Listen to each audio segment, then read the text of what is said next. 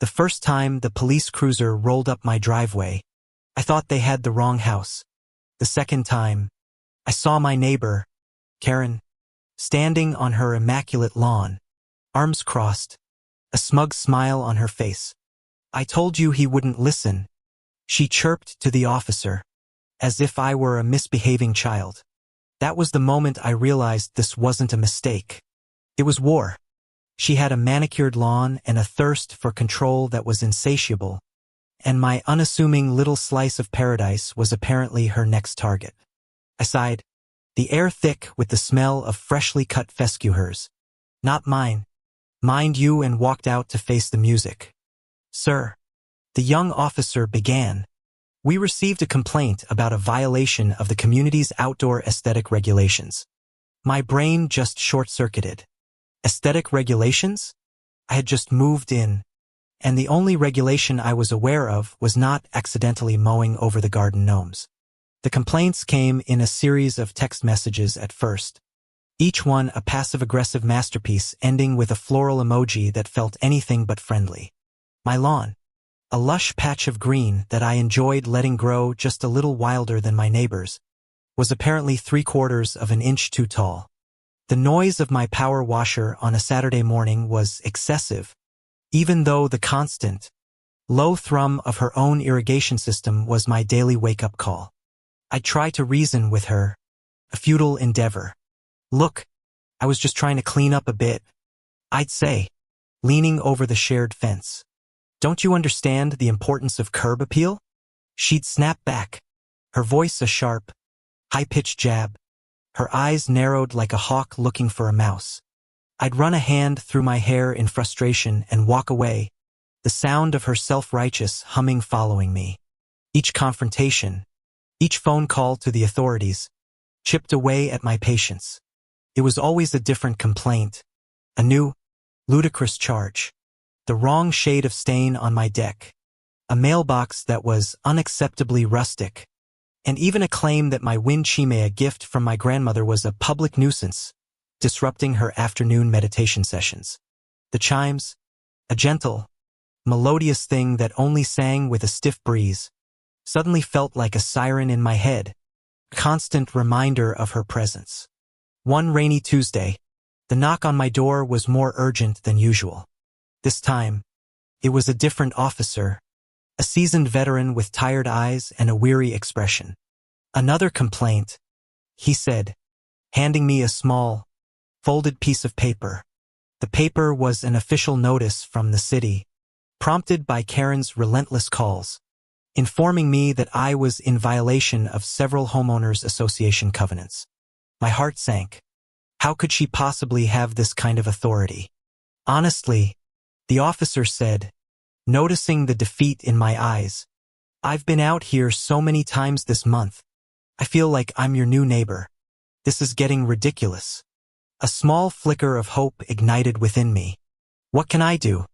I asked, desperation creeping into my voice. "The only way to end this," he said, looking over at Karen's perfectly symmetrical rose bushes, "is to prove that you're not subject to these rules. The city's records are a mess, but a good place to start would be the county recorder's office. You might find something in the original land deed." The next few weeks were a blur of dusty archives and cryptic legal jargon. The air in the county records office smelled like old paper and forgotten stories. I pored over microfilm, squinting at faded signatures and property lines. My lot, I discovered, was part of a much older plat, a small homestead that predated the sprawling subdivision by almost 50 years. The subtwist, a tiny detail tucked away in a handwritten addendum from the original developer, was a personal note from the previous own-era reclusive, eccentric old man who, for reasons of his own, had a specific clause written into the deed. Lot R51 shall forever remain independent of any future homeowners associations, regulations, or binding covenants. It was a small, defiant act of independence, a middle finger to conformity, preserved in history. The note was signed with a flourish and a single, proud flourish.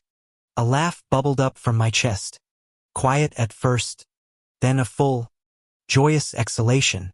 It was beautiful. My property was an island of freedom in a sea of beige conformity. The final showdown arrived on a crisp autumn morning, a day that felt momentous from the moment I woke up. Karen, emboldened by the official notice, had called the police again, this time with a complaint about the unauthorized color of my fence. I had not changed the color of my fence. The same tired-eyed officer from before was there, and Karen was already in full swing, her phone raised to record, her voice a shrill accusation. He's in violation. He's in violation. I want him fined for every single day, she screeched. I took a deep breath, savoring the cool, crisp air. Officer, I said calmly, I believe there's been a misunderstanding. I have something for you to look at. I handed him a notarized copy of the original deed and the zoning letter from the city confirming my property's unique status. The officer's eyes widened as he read the document. His lips pursed in a silent whistle. He looked at Karen, his expression unreadable. Ma'am, he began, his voice low and firm. According to these documents, Mr. Miller's property is not part of your homeowners association. He is not in violation of any community rules. Karen's jaw dropped. The smugness drained from her face, leaving a pale, hollow shell. She tried to argue, to flail, but the officer cut her off.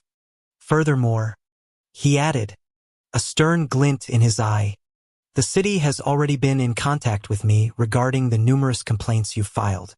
Your actions are bordering on harassment. If another complaint is filed, you may be subject to a civil summons for filing false reports. The silence that followed was deafening, broken only by the gentle sigh of the autumn wind. The smugness was gone, replaced by a defeated fury. She was utterly and completely exposed. Her reign of terror over a simple yard suddenly, irrevocably ended.